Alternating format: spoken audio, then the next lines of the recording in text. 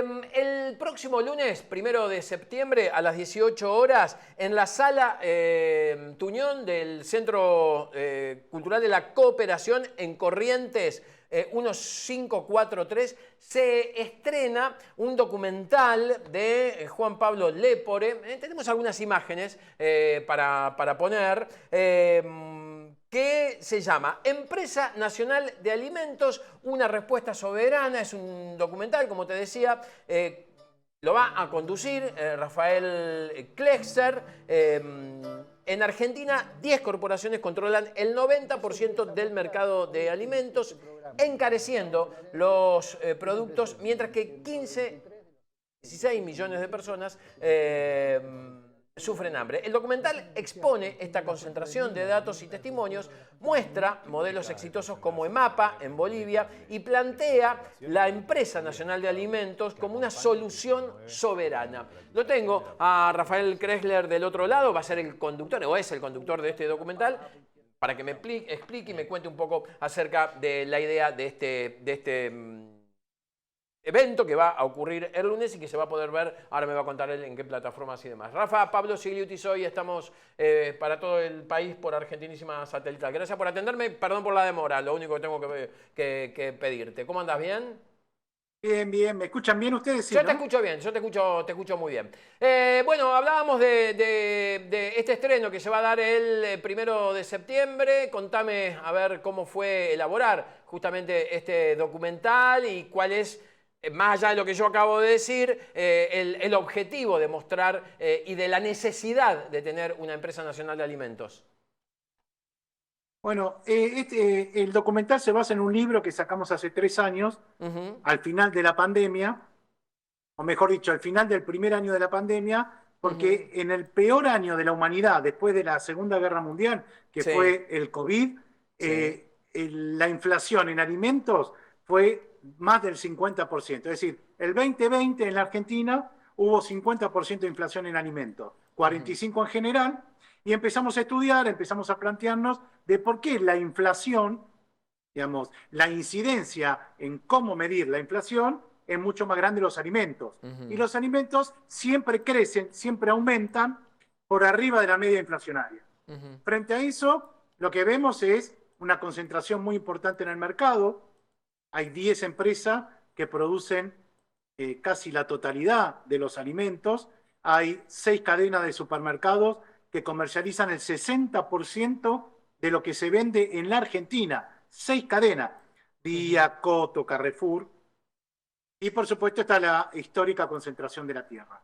Frente, ¿qué trata el documental? Bueno, no todos hablan de lo mismo en términos de las propuestas, pero queremos de alguna forma plantear el diagnóstico quirúrgicamente, es decir, cuánto es lo que ganan los empresarios, pero también la propuesta que tenemos para desconcentrar porque Argentina no tiene un problema de stock de alimentos, tiene un problema de acceso a los alimentos. 1 de cada 3 pibes en Argentina tiene problemas a la hora de acceder a los alimentos.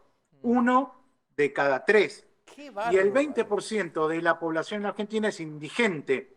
¿Cómo se mide la indigencia? Es si podés acceder todos los días al alimento. Bueno, hay problemas muy graves de acceso al alimento, pero por el otro lado hay una sobreproducción de alimentos en un país donde tiene un modelo agroexportador, donde prioriza exportar frente al consumo interno. Entonces, más las medidas macroeconómicas actuales de Macri, vos fíjate que el aceite que exporta la Argentina y se vende en España sale más barato en España que en la Argentina. ¿Cómo? Bueno, No, entonces increíble. un poco la idea de este documental es diversas voces de cómo resolvemos de ahora y para siempre el problema de la concentración de la producción de alimentos y la extranjerización de esa producción y el acceso, por supuesto, de nuestra población a esos alimentos. Digo, lo explicás y lo entiendo perfectamente. Lo que no puedo entender es cómo, votantes al oficialismo hoy no logran captar este mensaje que vos decís, porque que las 10 corporaciones manejen el 90% del mercado de alimentos es gravísimo. No sé si pasa en algún punto, en algún otro lugar del mundo esto, Rafa. Digo, donde entre 10 tipos se juntan a comer un mediodía y te dicen vamos a poner estos precios y listo, digamos.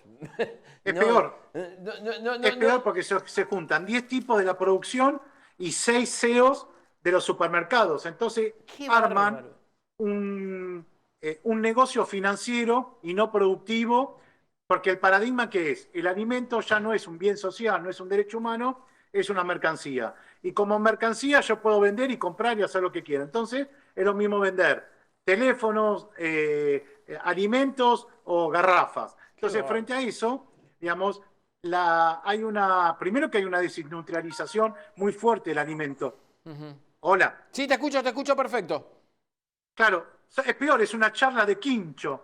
¿Viste? En algún momento se leían charlas de quincho. Sí, en Son ámbitos. 15 tipos en Argentina que le ponen precio. Pero no solamente le ponen precio, sino que se ponen de acuerdo para elevar los precios en forma de chantaje al Estado para conseguir dólares. ¿Por qué? Porque al ser empresas extranjeras, sus casas matrices están en las ciudades capitales de los paraísos fiscales o directamente, por ejemplo, Carrefour en París.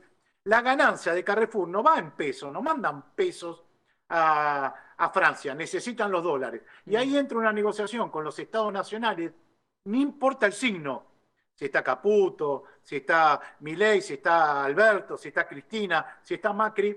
A ellos no les interesa, por supuesto, que priorizan un determinado sesgo ideológico. Pero la economía la extranjerización necesita esos dólares para mandarlo afuera. Dólares que después los terminamos pagando todos nosotros. Entonces, es más cruel todavía el sistema perverso de la producción y comercialización del alimento, sin hablar de la logística, en un país donde el promedio general de lo que viaja el alimento en un país es de 1.200 kilómetros. Entonces ahí ya cada producto en Argentina tiene un promedio de 1.200 kilómetros de logística.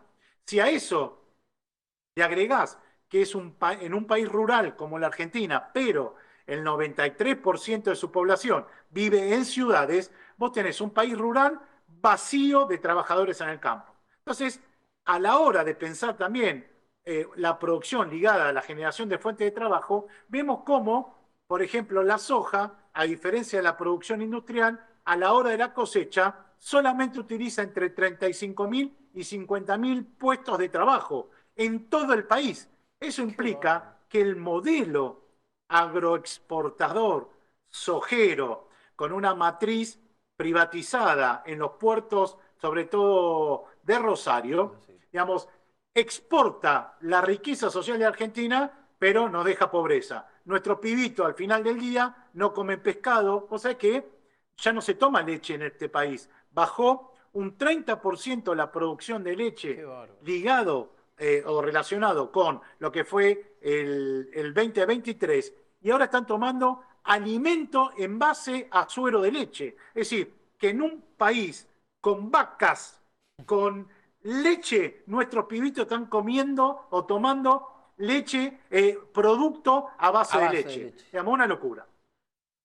Nada, me quedo siempre con una palabra o con una frase, ¿no?, que tenemos como instalada en nuestro chip cerebral, que es Argentina supermercado del mundo. ¿No? Bueno, en realidad vendemos forraje, es decir, alimento para los chanchos del mundo. La Argentina ya no exporta alimento en términos como lo pensamos nosotros, sino que la soja que se exporta termina en los chiqueros de ahí de China. Ajá. Ahora, sí hay productos semi-industrializados como el aceite, por ejemplo, donde te repito, yo tuve la oportunidad, yo fui a Palestina y hice escala en Madrid, ajá, y el aceite que exportamos nosotros en Madrid sale más barato que en las góndolas de la Argentina.